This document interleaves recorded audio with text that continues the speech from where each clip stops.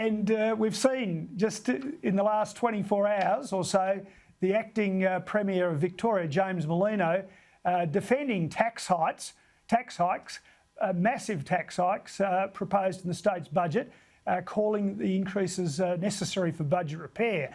So, panel, in 30 seconds or less, I'm conflicted by the way. I'm in the property industry. I think it's disgraceful because they're property taxes. Is this the right move by Emilie, or should this have been thought about before implementing statewide lockdowns and the destruction of the Victorian economy last year? What about you, Emilie? Honestly, I couldn't think of a worse idea. Right now, people in Victoria are struggling. A lot of people are actually moving out of Victoria because it isn't a great place to live right now.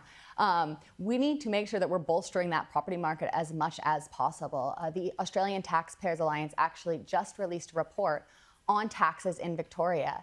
And we found that the average Victorian is spending about $1,900 a year on stamp duty, about $1,200 a year on land taxes, and about $1,500 a year on council rates. That's a huge amount of money that's hitting those people's budgets. If we can cut that, not increase it, then we'll be helping the average Victorian. And I think that should be one of our goals. That should be key. People deserve to have a roof over their heads. And by increasing these taxes, we're undermining that. So very bad idea. Absolutely opposed to this. Now is not the time for tax hikes. Now is the time for tax cuts. Now is the time to get people back on their feet and worry about the deficit in a little bit. Thanks, Emilie. What about you, Jacinta? Do you support this grab for property taxes in Victoria?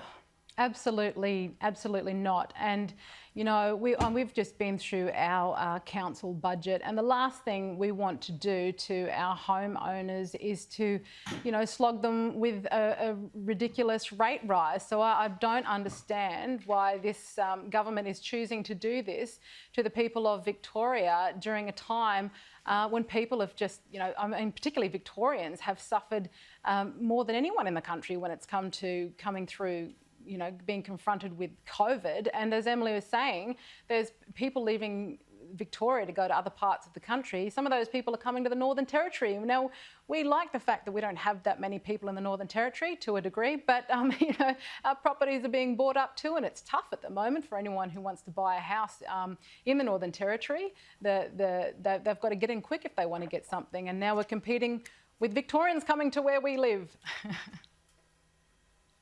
Thanks, Jacinta. Well, Stephen, it's up to you to defend Victorian Labor here.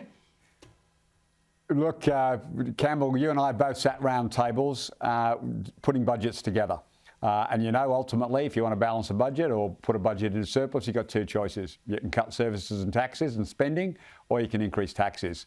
I think James Merlino and Tim Pallas are going to have a far more successful time with their strategy than the one you had when you were the Queensland Premier, where you decided to cut spending, cut public servants, and lost after one term. And I think you'll find that the people of Victoria are far more supportive than the other panellists, including yourself, have been so far. Maths is maths. You either increase revenue or you decrease spending if you want to balance or go into surplus. Well, I'd put to you that it's a terrible thing for Victoria, because what it will do is drive away investment. I'm in the property sector. I run a property fund, so I declare a conflict of interest. We don't have anything in Victoria, but thank you, Victorian government. You just sealed the deal. We won't be coming to Victoria. We won't be investing when there's so much sovereign risk when you slap these taxes on with absolutely no warning. Sovereign and that's risk. one of the impacts. Oh my goodness. But hang on. And who are we raising? Who are we managing funds for? Retirees for their superannuation. And this impost, it doesn't affect the top end of town, which is the BS that the Treasurer and the acting Premier is spouting. It actually affects everyone because of their superannuation. It affects rents. It affects everybody in the economy when you hit the property sector with a tax like that. So that's my view. Thank you, Campbell.